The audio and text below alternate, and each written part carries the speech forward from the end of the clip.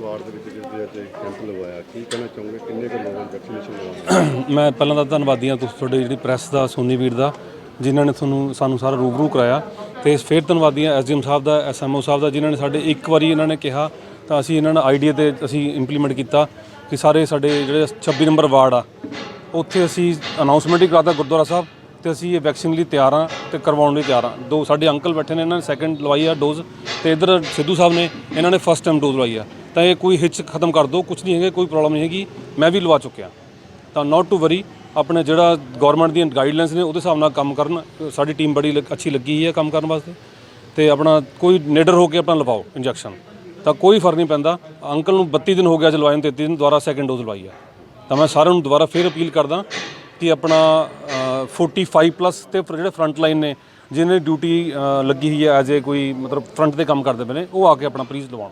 Thank you sir. Camp ਆਇਆ ਇੱਕ one day ਲੂਗਾ ਅੱਗੇ ਵੀ ਨਾ ਦਿੱਲੀ ਸਰ ਅੱਜ ਜਿੰਨਾ ਮੈਕਸਿਮਮ ਹੋਊਗਾ ਅਸੀਂ ਅੱਜ ਲਵਾਵਾਂਗੇ। ਨੈਕਸਟ ਦੁਬਾਰਾ ਫਿਰ ਐਸਡੀਐਮ ਸਾਹਿਬ ਨੇ ਦੁਬਾਰਾ ਮੈਂ ਰਿਕੁਐਸਟ ਕੀਤੀ ਹੈ ਕਿ ਦੁਬਾਰਾ ਫਿਰ ਤੁਹਾਨੂੰ ਲਵਾ ਦਾਂਗੇ। ਐਸਐਮ ਸਾਹਿਬ ਪੂਰੀ ਟੀਮ ਤਿਆਰ ਇਹਨਾਂ ਦੀ, ਤਾਂ ਜਿੱਥੇ ਤੇ ਜ਼ਰੂਰ ਤੁਸੀਂ ਲਵਾਵਾਂਗੇ। ਜੀ ਸਰ ਅਪੀਲ ਕਰਨਾ ਚਾਹੁੰਦੇ ਆਪਣੇ ਵਾਰਡ ਵਾਸੀਆਂ ਨੂੰ? ਸਰ ਅਗੇਨ ਮੈਂ ਗੁਰਦੁਆਰਾ ਸਾਹਿਬ 'ਚ ਵੀ ਅਪੀਲ ਕਰਤੀ, ਪਹਿਲਾਂ ਕਿਹਾ, ਦੁਬਾਰਾ ਫਿਰ ਰਿਕੁਐਸਟ ਕਰਦੇ ਹਾਂ, ਮੰਦਿਰ 'ਚ ਵੀ ਕਰਤੀ, ਤੇ ਸਾਰੇ ਬੰਦੇ ਨਿਡਰ ਹੋ ਕੇ ਲਵਾਓ, ਕਿਉਂਕਿ ਇਹ ਜਿਵੇਂ ਬੱਚਿਆਂ ਦੇ ਇੰਜੈਕਸ਼ਨ ਲੱਗਦਾ, ਵੈਕਸੀਨੇਸ਼ਨ ਲੱਗਦੇ ਨੇ, ਤਾਂ ਉਹ ਨੈਕਸਟ ਲੈਵਲ 'ਤੇ ਚਲੇ ਜਾਵਾਂਗੇ ਅਸੀਂ, ਸਾਨੂੰ ਇਹ ਬਿਮਾਰੀ ਫਿਰ ਅਸਰ ਨਹੀਂ ਕਰੂਗੀ।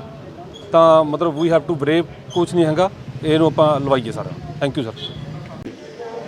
ਸਾਡੇ ਕੋਲ 250-300 ਦੇ ਕਰੀਬ ਹੋ ਜਾਂਦੇ ਟੋਟਲ ਜਿਹੜੇ ਖੰਨੇ ਦੇ ਨੇ, ਤੇ ਜਿੱਥੇ ਤੱਕ ਜਿਹੜੇ ਆਊਟਰੀਚ ਕੈਂਪ ਅਸੀਂ ਲਾਉਣ ਲੱਗੇ ਹਾਂ ਵਾਲੇ, ਤੇ ਗਵਰਨਮੈਂਟ ਆਫ ਇੰਡੀਆ ਨੇ ਸਟ੍ਰੈਸ ਦਿੱਤੀ ਹੈ ਵੀ ਵੈਕਸੀਨੇਸ਼ਨ ਦਿੱਤੀ ਜਾਵੇ। ਉਹਦੇ ਪਿੱਛੇ ਜਿਹੜਾ ਵੈਰੀ ਬੇਸਿਸ ਹੈਗਾ ਹਰਡ ਇਮਿਊਨਿਟੀ ਦਾ ਹੈਗਾ। ਜਦ ਦੀ ਸਭਿਅਤਾ ਸ਼ੁਰੂ ਹੋਈ ਹੈ, ਦਾ right from the beginning itself, civilisation ਜਦ ਦੀ ਸ਼ੁਰੂ ਹੋਈ ਹੈ, ਤੇ ਐਪੀਡੈਮਿਕਸ ਪੈਂਡੈਮਿਕਸ ਉਹਦਾ ਹਿੱਸਾ ਰਿਹਾ ਹੈਗਾ। ਮਹਾਮਾਰੀਆਂ ਆਉਂਦੀਆਂ ਰਹੀਆਂ ਨੇ, ਮੋਰਟੈਲਿਟੀ ਬਹੁਤ ਹੁੰਦੀ ਸੀਗੀ, ਸਾਇੰਸ ਬਹੁਤ ਜ਼ਿਆਦਾ ਐਡਵਾਂਸ ਨਹੀਂ ਹੁੰਦੀ ਸੀ ਉਸ ਵੇਲੇ, ਤੇ ਹੁਣ ਵੈਕਸੀਨੇਸ਼ਨ ਜਿਵੇਂ ਇਨਫੈਂਟ ਮੋਰਟੈਲਿਟੀ ਰੇਟ ਬਹੁਤ ਜ਼ਿਆਦਾ ਹਾਈ ਹੁੰਦਾ ਸੀਗਾ 70 ਦੇ ਦਸ਼ਕ ਦੇ ਵਿੱਚ। WHO ਨੇ EPI ਪ੍ਰੋਗਰਾਮ ਚਲਾਇਆ, ਵੈਕਸੀਨੇਸ਼ਨ ਦੇ ਨਾਲ ਜਿਹੜਾ ਇਨਫੈਂਟ ਮੋਰਟੈਲਿਟੀ ਰੇਟ ਹੈ ਜਿਹੜਾ ਅੱਜ ਕੱਲ੍ਹ 200 ਤੋਂ 150-200 ਦੇ ਵਿੱਚ ਹੁੰਦਾ ਸੀ, ਤੇ ਅੱਜ ਕੱਲ੍ਹ ਉਹ ਕਰੀਬ 30 ਦੇ ਕਰੀਬ ਆ ਗਿਆ। ਇਹ ਜਿਹੜੇ ਮੈਰੈਕੂਲਸ ਰਿਜ਼ਲਟਸ ਨੇ ਵੈਕਸੀਨੇਸ਼ਨ ਨਾਲ ਹੀ ਦੇਖਣ ਨੂੰ ਮਿਲੇ ਨੇ। ਜਿਹੜੇ ਐਪੀਡੈਮੀਓਲੋਜਿਸਟ ਨੇ ਉਹ ਇਹਨਾਂ ਦੀ ਰਾਏ ਹੈ in the light of past experience, past pandemics, ਵੀ ਜਿਹੜੀ ਚੇਨ ਆਫ ਟਰਾਂਸਮਿਸ਼ਨ ਹੈ, ਇਹ ਜਿਹੜੀ ਮਹਾਮਾਰੀ ਜਿਹੜੀ ਕੰਟਰੋਲ ਹੁੰਦੀ ਹੈ, ਗੌਰਮੈਂਟ ਨੇ ਹਜ਼ਾਰਾਂ ਯਤਨ ਕਰਦੀ ਰਹੀ ਹੈ, ਹਜ਼ਾਰਾਂ ਕੰਟਰੋਲ ਕਰਦੀ ਹੈ। ਜਦ ਤੱਕ ਸਾਰੇ ਬੰਦਿਆਂ ਦੇ ਵਿੱਚ ਇਮਿਊਨਿਟੀ ਨਹੀਂ ਕ੍ਰੀਏਟ ਹੁੰਦੀ, ਉਦੋਂ ਤੱਕ ਉਹਦੀ ਚੇਨ ਆਫ ਟਰਾਂਸਮਿਸ਼ਨ ਖਤਮ ਨਹੀਂ ਹੋ ਸਕਦੀ, ਮਹਾਮਾਰੀ 'ਤੇ ਕਾਬੂ ਨਹੀਂ ਪਾਇਆ ਜਾ ਸਕਦਾ। ਲਾਸਟ ਈਅਰ ਸਾਡਾ ਜਿਹੜਾ ਗੌਰਮੈਂਟ ਦਾ ਜ਼ੋਰ ਸੀਗਾ ਉਹ ਸੀਗਾ ਸੋਸ਼ਲ ਡਿਸਟੈਂਸਿੰਗ 'ਤੇ, ਹੈਂਡ ਹਾਈਜੀਨ 'ਤੇ, ਰੈਸਪੀਰੇਟਰੀ ਹਾਈਜੀਨ 'ਤੇ, ਸੋਸ਼ਲ ਡਿਸਟੈਂਸਿੰਗ 'ਤੇ ਸੀ। ਤੇ ਉਹ ਤੋਂ ਹੁਣ ਬਦਲ ਕੇ government has come up with the idea of creating herd immunity amongst the masses. So ਇਸ ਕਰਕੇ ਜਿਹੜੀ ਵੈਕਸੀਨੇਸ਼ਨ ਹੈ, ਹੁਣ ਵੈਕਸੀਨ ਤਿਆਰ ਹੋ ਗਈ ਹੈ, ਵੈਕਸੀਨ ਸਾਡੀ ਹੈ advertisement controlled approved by the drug controller general of India. ਇਹ ਇਫੈਕਟਿਵ ਹੈਗੀ ਹੈ, ਅਫਵਾਹਾਂ ਨਾਲ ਹੈਗੀਆਂ ਵੀ ਇਹ ਆਹ ਕਰਦੀ ਹੈ, ਨੁਕਸਾਨ ਕਰਦੀ ਹੈ, ਉਹ ਕਰਨੀ ਹੈ, ਉਹ ਰਿਊਮਰਸ ਹੈ, ਉਹ ਇੱਕ ਜ਼ਿੰਦਗੀ ਦਾ ਹਿੱਸਾ ਹੈ। We are to remove this rumours. Government ਕਿਸੇ ਦੇ ਕੋਈ ਗਲਤ ਕੰਮ ਨਹੀਂ ਕਰਦੀ ਹੈਗੀ। ਇਹ this has been approved by the drug controller of general of India. ਜਿਵੇਂ ਬੱਚਿਆਂ ਦੀ EPI ਕਾਮਯਾਬ ਹੈਗੀ, ਉਸ ਤਰ੍ਹਾਂ ਦੀ ਲਾਈਨਸ 'ਤੇ ਇਹ ਪ੍ਰੋਗਰਾਮ ਹੈ। ਕੋਈ ਮਾੜਾ ਮੋਟਾ ਕਿਸੇ ਨੂੰ ਫੀਵਰ ਹੋ ਗਿਆ ਜਾਂ ਹੋਰ ਹੋ ਗਿਆ, ਜਿਹੜੇ ਵਰਸ ਸਾਈਡ ਇਫੈਕਟਸ ਦੀ ਰਿਊਮਰਸ ਹੈ ਉਹ ਬਿਲਕੁਲ ਹੀ ਰਿਊਮਰਸ ਹੈ। ਸਾਰੇ ਪੜ੍ਹੇ ਲਿਖਿਆ ਨੇ ਬੰਦਿਆਂ ਨੇ, ਸਾਰੇ ਪੋਜ਼ਿਟਿਵ ਐਟੀਟਿਊਡ ਬੰਦਿਆਂ ਨੇ, we are to remove those misimpressions, we are to dispel this rumours.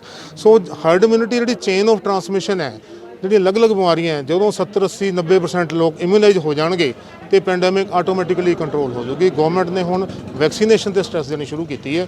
ਇਸ ਕਰਕੇ ਸਾਡੀ ਵੀ ਇਹੀ ਰਾਏ ਹੈ, ਸਾਡੀ ਵੀ ਇਹੀ ਲੋਕਾਂ ਨੂੰ ਉਹ ਹੈ ਡਾਇਰੈਕਸ਼ਨ ਦਿੰਦੇ ਹਾਂ ਅਸੀਂ ਵੀ ਇਹ ਵੱਧ ਤੋਂ ਵੱਧ ਇਹਦੀ ਵੈਕਸੀਨੇਸ਼ਨ ਦੇ ਵਿੱਚ ਹਿੱਸਾ ਪਾਉਣ। ਪਹਿਲਾਂ 60+ ਸੀਗੀ, 45 to 60 ਜਿਹੜੇ ਕੋਮੋਰਬਿਡਿਟੀ ਸੀ, ਹੁਣ 45 ਤੋਂ everybody since age wise the people are more prone to mortality. ਜਿਹੜੀ ਸੈਕੰਡ ਸਪਾਈਕ ਆਈ ਹੈ ਇਹਦੇ 'ਚ ਇਨਫੈਂਟ ਜਿਹੜਾ ਮੋਰਟੈਲਿਟੀ ਰੇਟ ਆ ਉਹ ਜ਼ਿਆਦਾ ਹੈਗਾ ਇਨ comparison to the previous one. So vaccination ਹੀ ਇਹਦੇ 'ਤੇ ਕੰਟਰੋਲ ਕਰ ਸਕਦੀ ਹੈ। ਬਾਕੀ ਜਿਹੜੇ ਟੈਂਪਰੇਰੀ ਮੈਜਰਸ ਹੈ, ਸੋਸ਼ਲ ਡਿਸਟੈਂਸਿੰਗ ਵਗੈਰਾ ਹੋ ਗਿਆ, ਇਹ ਪਰਮਾਨੈਂਟ ਉਹਦਾ ਇਲਾਜ ਹੈ ਜਿਹੜਾ ਪੈਂਡੈਮਿਕ ਨੂੰ ਜੜ 'ਚੋਂ ਖਤਮ ਕਰੂਗਾ। ਇਹਨੂੰ ਟਾਈਮ ਜ਼ਰੂਰ ਲੱਗੂਗਾ, ਪਰ ਥੋੜ੍ਹਾ ਹਰਡ ਇਮਿਊਨਿਟੀ ਕ੍ਰੀਏਟ ਹੋਣ ਤੋਂ ਬਾਅਦ ਹੀ ਸਕਸੈਸਫੁਲ ਹੋਵਾਂਗੇ ਅਸੀਂ। That would B possible only with the help of vaccination. Infection ਤੋਂ ਬਾਅਦ ਵੀ ਹਰਡ ਇਮਿਊਨਿਟੀ ਬਣਦੀ ਹੈ, ਬਟ ਉਹਦੀ cost in the terms of mortality ਜਾਨ ਜਾਂਦੀ ਹੈ ਬੰਦੇ ਦੀ। ਵੈਕਸੀਨੇਸ਼ਨ ਹਾਂਜੀ। ਇਹ ਕਿ ਕੁਝ ਕਹਿੰਦੇ ਜਿਹਦੇ ਵੈਕਸੀਨੇਸ਼ਨ ਅਸਰ ਹੈ ਕਹਿੰਦੇ ਤਾਂ 3 ਮਹੀਨੇ ਲਈ ਹੈ ਕੁਛ ਇਸ ਤਰ੍ਹਾਂ ਦੀ ਗੱਲ ਹੈਗੀ ਕੁਛ ਉਹ ਇਟ ਆਲ ਡਿਪੈਂਡ 6 ਮਹੀਨੇ ਵੀ ਕਹਿੰਦੇ ਆ 9 ਮਹੀਨੇ ਵੀ ਕਹਿੰਦੇ ਆ। ਪੁਆਇੰਟ ਇਜ਼ ਵੀ ਜਦੋਂ ਹੁਣ ਤੁਸੀਂ ਦੇਖੋ ਜੇ ਕਿਸੇ ਨੂੰ ਮੀਜ਼ਲ ਦੀ ਬਿਮਾਰੀ ਇੱਕ ਵਾਰ ਹੋ ਜਾਵੇ, ਚਿਕਨ ਪੌਕਸ ਦੀ ਬਿਮਾਰੀ ਇੱਕ ਵਾਰ ਹੋ ਜਾਏ, that is life long immunity. The reason being immunological memory ਬਣ ਜਾਂਦੀ ਹੈ।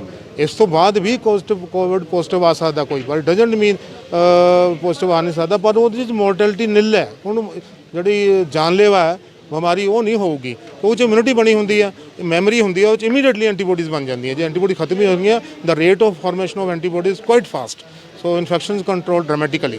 ਸੋ we are to curb the mortality. Infection ਨਹੀਂ ਅਸੀਂ ਸਾਨੂੰ ਕਰ ਸਕਦੇ, ਸਾਡਾ ਮੇਨ ਪਰਪਸ ਮੋਰਟੈਲਿਟੀ ਘਟਾਉਣ ਦਾ ਹੈਗਾ। ਇਨਫੈਕਸ਼ਨ ਵੀ ਬਹੁਤ ਘੱਟ ਬੰਦਿਆਂ 'ਚ ਦੇਖਣ ਨੂੰ ਮਿਲਿਆ, ਪੋਜ਼ਿਟਿਵ ਆਉਂਦੇ ਨੇ, ਦੇ ਆਰ ਏਸਿਮਟੋਮੈਟਿਕ। ਸੋ ਜਾਨਲੇਵਾ ਨਹੀਂ ਹੈ ਜੇ ਵੈਕਸੀਨੇਸ਼ਨ ਤੋਂ ਬਾਅਦ ਹੁੰਦਾ ਹੈ। ਹਾਂਜੀ ਸਰ, ਜਿਹੜੀ ਅੱਜ ਵੈਕਸੀਨ ਲੱਗਦੀ ਹੈ ਇਹਦੇ ਬਾਰੇ ਕੀ ਕਹਿਣਾ ਹੈ?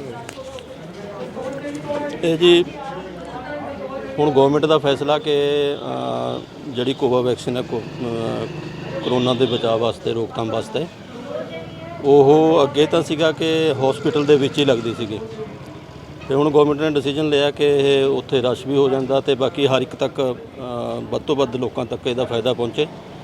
ਤੇ ਅਸੀਂ ਅਲੱਗ-ਅਲੱਗ ਮੁਹੱਲਿਆਂ 'ਚ, ਵਾਰਡਾਂ 'ਚ, ਪਿੰਡਾਂ 'ਚ ਇਹ ਗਵਰਨਮੈਂਟ ਦਾ ਫੈਸਲਾ ਕਿ ਉੱਥੇ ਜਾ ਕੇ ਕੈਂਪ ਲਾ ਕੇ ਇਹ ਜਿਹੜੀ ਵੈਕਸੀਨ ਹੈ ਉਹ ਦਿੱਤੀ ਜਾਵੇ। ਤੇ ਇਸੇ ਲੜੀ 'ਚ ਅਸੀਂ ਅੱਜ ਵਾਰਡ ਨੰਬਰ 26 ਸਾਡੇ ਐਮਸੀ ਸਾਹਿਬ ਸਮਿੰਦਰ ਸਿੰਘ ਮਿੰਟੂ ਜੀ, ਇਹਨਾਂ ਦੀ ਪਹਿਲ ਤੇ ਇੱਕ NGO ਨੇ ਲਾਈਵ ਇੰਡੀਆ ਗਰੁੱਪ, ਉਹਨਾਂ ਦੀ ਪਹਿਲ ਤੇ ਅਸੀਂ ਅੱਜ ਫਿਰ ਇੱਥੇ ਇਹ ਕੈਂਪ ਜਿਹੜਾ ਆਰਗੇਨਾਈਜ਼ ਕੀਤਾ। ਤੇ ਸਾਡੀ ਅਪੀਲ ਹੈ ਕਿ ਵੱਧ ਤੋਂ ਵੱਧ ਲੋਕੀ ਇਸ ਮੌਕੇ ਦਾ ਫਾਇਦਾ ਉਠਾਉਣ, ਤੇ ਬਾਕੀ ਸਾਡੇ ਕੈਂਪ ਹੋਰ ਵੀ ਇੱਦਾਂ ਹੀ ਚੱਲਦੇ ਰਹਿਣਗੇ ਅਲੱਗ-ਅਲੱਗ ਵਾਰਡਾਂ 'ਚ, ਮੁਹੱਲਿਆਂ 'ਚ, ਪਿੰਡਾਂ 'ਚ। ਅੱਜ ਵੀ ਜਿਸ ਤਰ੍ਹਾਂ ਦੇਹੜੂ ਪਿੰਡ ਵੀ ਇੱਕ ਚੱਲਦਾ ਪਿਆ, ਖੱਟੜਾ ਪਿੰਡ, ਇਕਲਾਹਾ ਪਿੰਡ, ਅਲੱਗ-ਅਲੱਗ ਇੱਦਾਂ ਕੈਂਪ ਲਾਏ ਹੋਏ ਨੇ। ਤੇ ਮੇਰੀ ਅਪੀਲ ਹੈ ਕਿ ਵੱਧ ਤੋਂ ਵੱਧ ਪਹੁੰਚ ਕੇ ਲੋਕ ਆਪਣਾ ਉੱਥੇ ਜਿਹੜਾ ਹੈ ਇਹ ਟੀਕਾਕਰਨ ਕਰਾਉਣ। ਤੇ ਇੱਕ ਦੂਜੀ ਮੇਰੀ ਬੇਨਤੀ ਇਹ ਹੈ ਕਿ ਜ਼ਿਆਦਾ ਕਰਕੇ ਲੋਕੀ ਅਜੇ ਵੀ ਆਪਣੇ ਸਿਵਲ ਹਸਪੀਟਲ ਖੰਨਾ 'ਚ ਟੀਕਾਕਰਨ ਕਰਾਉਣ ਜਾ ਰਹੇ ਨੇ, ਉੱਥੇ ਰਸ਼ ਹੋ ਰਿਹਾ।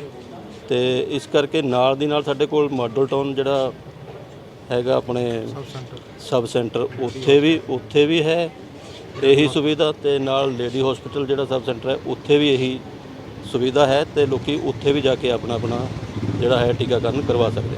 ਸਰ ਜਿਹੜੀ ਵਿਲੇਜ ਦੇ ਵਿੱਚ ਹੈਗੀ ਆ, ਵਿਲੇਜ ਦੇ ਵਿੱਚ ਸਰ ਕਿਸ ਤਰ੍ਹਾਂ ਉੱਥੇ ਵੀ ਕੈਂਪ ਦੀ ਹੈਗੀ ਕੋਈ?